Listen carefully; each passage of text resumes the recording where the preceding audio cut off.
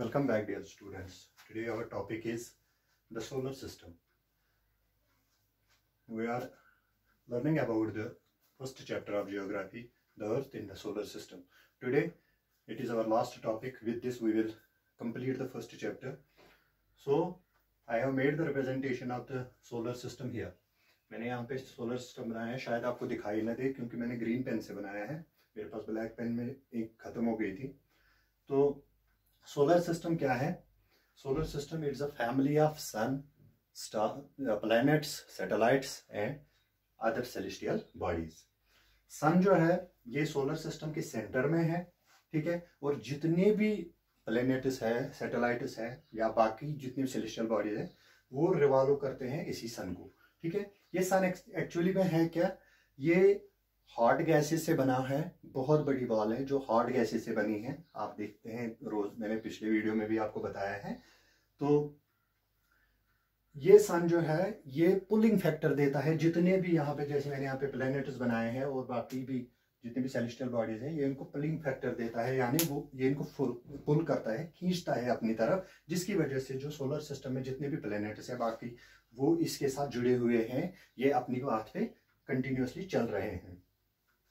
आपको पता है सन जो है ये ultimate source of heat and light है on the surface of the अर्थ।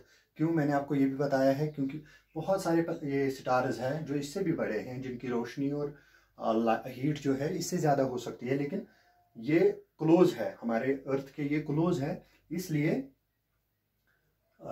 इसकी रोशनी और इसकी जो हीट है, गर्मी जो है हमें यहाँ पे मिलती है। अगर हम देखेंगे 150 मिलियन किलोमीटर्स जो है, यहाँ पे मैंने लिखा है 150 मिलियन किलोमीटर जो है सन अर्थ से दूर है, ठीक है।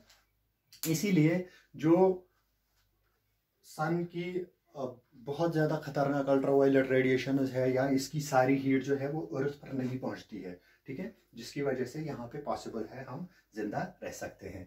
प्लैनेट्स क्या होते हैं? प्लैनेट्स जो है ये सन के इर्द गिर्द घूमते हैं। हमारी अर्थ जो है ये भी एक प्लैनेट है, तो ये फिक्स्ड पाथ पे चलते हैं, अर्थ के राउंड रोटेट करते हैं। यहाँ पे मैंने पाथ्स भी बनाए हैं, शायद आपको दिखाई ना दे रहे हो, ठीक है। पाथ्स मैंने यहाँ पे बनाए हैं, mercury, Venus, earth, Mars, Jupiter, Uranus, Saturn and Neptune, ठीक है, सबका मैंने अलग अलग बनाया है। तो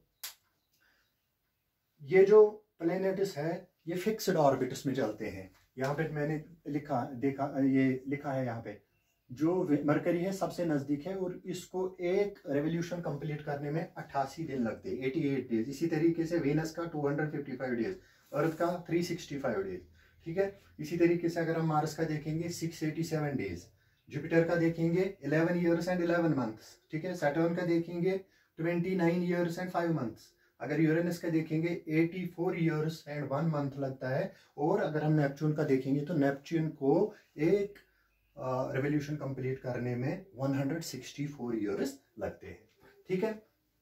तो यहाँ पे एक और चीज है, अर्थ और वीनस जो नेबरिंग प्लैनेट्स भी है, इनको ट्विन प्लैनेट्स भी कहा जाता है क्योंकि इनकी शेप और साइज जो है वो बराबर है। हमारी अर्थ जो है यहाँ पे मैंने दिखाया है, it's the third nearest planet to the sun. तो साइज के हिसाब से ये 5th नंबर पर है। सबसे बड़ा जो है वो जुपिटर है, उसके बाद सैटर्न है, उसके बाद यूरेनस है, नेपच्यून है और 5th नंबर पे हमारी अर्थ आती है। हमारी अर्थ जो है ये ओनली प्लैनेट है आज तक, जो अभी तक नोन हमारे पास फैक्ट्स है, this is the only planet which supports life. क्यों? क्योंकि इसमें वाटर और ऑक्सीजन अवेलेबल है। तो इसके बाद अगर हम देखेंगे इसी सोलर सिस्टम में मून भी आती है। मून क्या है? ये एक सैटेलाइट है, ये अर्थ का सैटेलाइट है। जो सबसे ज्यादा मून जो है वो जुपिटर के पास है, ठीक है। हमारे पास अर्थ के पास एक ही मून है, ये सैटेलाइट है, ये अर्थ के राउंड रिवॉल्व करती है और इसका डायमीटर जो है 1/4 ऑफ या क्वार्टर ऑफ द अर्थ आप भी कह सकते हैं। इसका जो इसकी दूरी जो है हमारे अर्थ से दैट इज 3,84,400 किलोमीटर, ये हमारे अर्थ से दूर है। इसलिए ये जब शाम होती है तो ये जो सैटेलाइट है, सैटेलाइट की अपनी रोशनी नहीं होती है। मैं आपको बता दूं, ये मून जो है ये दिन में चार्ज होते हैं किससे? सन से, और फिर वही लाइट ये इमिट करते हैं रात को। Same is the case with the planets. अगर हम मून पे जाएंगे तो अर्थ, जैसे हमें यहाँ पे मून दिखती है शाइनिंग, अगर हम मून पे जाएंगे तो हमें अर्थ दिखेगी वैसी ही शाइनिंग। आप अर्थ के फोटोग्राफ्स भी देख सकते हैं जो मून से लिए गए हैं, ठीक है।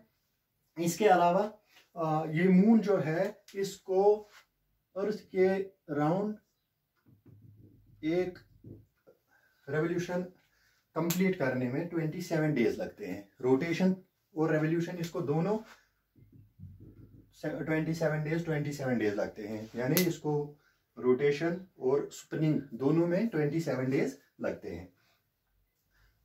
इसके अलावा हम इस सोलर सिस्टम में देखते हैं एस्ट्रॉइड्स। एस्ट्रॉइड्स क्या होते हैं? ये रॉकी बॉडीज होते हैं, मतलब बड़े बड़े रॉक्स होते हैं जो ऑर्बिट करते हैं हमारे सन को, ठीक है। ये ज्यादातर मार्स और जुपिटर के बीच पाए जाते हैं। सबसे बड़ा एस्ट्रॉइड जो है वो सिरस एस्ट्रॉइड है, ठीक है। इसके अलावा जो साइंटिस्ट्स कहते हैं जो एस्ट्रॉइड बने हैं ये एक्चुअली जो हमारे ये प्लैनेट्स है, जैसे अर्थ है, मार्स है, ये सारे प्लैनेट्स जो है ये इन्हीं से अलग हुए हैं, ठीक है। ब्लास्ट हुआ है इन प्लैनेट्स में मिलियंस ऑफ ईयर्स अगो, तो उसकी वजह से ये एस्ट्रॉइड्स इनसे अलग हुए हैं, ठीक है। तो इसके अलावा मीटेरोइड्स हमारे यहाँ पे आते हैं।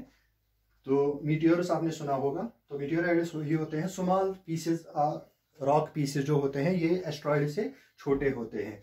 ये भी सन के इर्द गिर्द, जैसे एस्ट्रॉइड्स या प्लैनेट्स सारे सन के इर्द गिर्द रिवॉल्व करते हैं, तो ये भी सन के इर्द गिर्द रिवॉल्व करते हैं। तो आपने देखा होगा कि ये जो कभी कभार ये मीटियोर्स जो है ये जमीन की तरफ आना चाहते हैं। जब ये जमीन की तरफ आते हैं तो फ्रिक्शन की वजह से, इनकी हीट की वजह से, इसमें हीट बढ़ जाती है तो इनमें आग लग जाती है। तो कभी कभार ये जल जाते हैं स्पेस में ही, तो कभी कभार आधे ही जल जाते हैं और फिर अर्थ पे पड़ जाते हैं, तो जिससे अर्थ में एक हालो बन जाता है, गड्ढा बन जाता है, ठीक है। तो इसके अलावा आपने कभी देखा है शाम को जब क्लियर स्काई होती है तो एक लाइट की लहर सी चलती है आसमान में, कभी आपने नोटिस किया होगा? अगर नहीं किया होगा तो आप कर लेना, ठीक है। तो वो जो है वो क्या होता है, हमें लगता है कि जैसे किसी ने टॉर्च लगाई हो, जैसे हम कमरे में कभी टॉर्च लगाएंगे ना तो एक लहर सी ये रिवर सा फ्लो हो जाता है लाइट का। तो इसी तरीके से आसमान में भी ऐसा होता है जब क्लियर नाइट होती है। तो ये क्या होता है, ये millions and billions of stars जब और डस्ट पार्टिकल्स और बहुत सारे गैसेस जो होते हैं वो एक साथ होते हैं, तो इनको हम गैलेक्सीज कहते हैं, ठीक है। तो जो हम यहाँ पे देखते हैं उसको मिल्की वे गैलेक्सी कहते हैं। मिल्की वे गैलेक्सी को आकाशगंगा भी कहा जाता है। एंशिएंट टाइम्स में इसको कहा जाता था कि ये लाइट का रिवर है, ठीक है। आकाशगंगा मीन्स रिवर ऑफ लाइट। तो क्योंकि हमारे यहाँ रिवर गंगा है तो इसको नाम रखा गया था आकाश गंगा। तो अर्थ जो है ये इसी आकाश गंगा या मिल्की वे का एक पार्ट है। इस तरीके से जो हमारा ये चैप्टर है the earth in the solar system ये कंप्लीट हो गया है। अगर कोई भी क्वेश्चन, कोई भी क्वेरी हो तो आप कमेंट बॉक्स में पूछ सकते हैं। Take care, bye.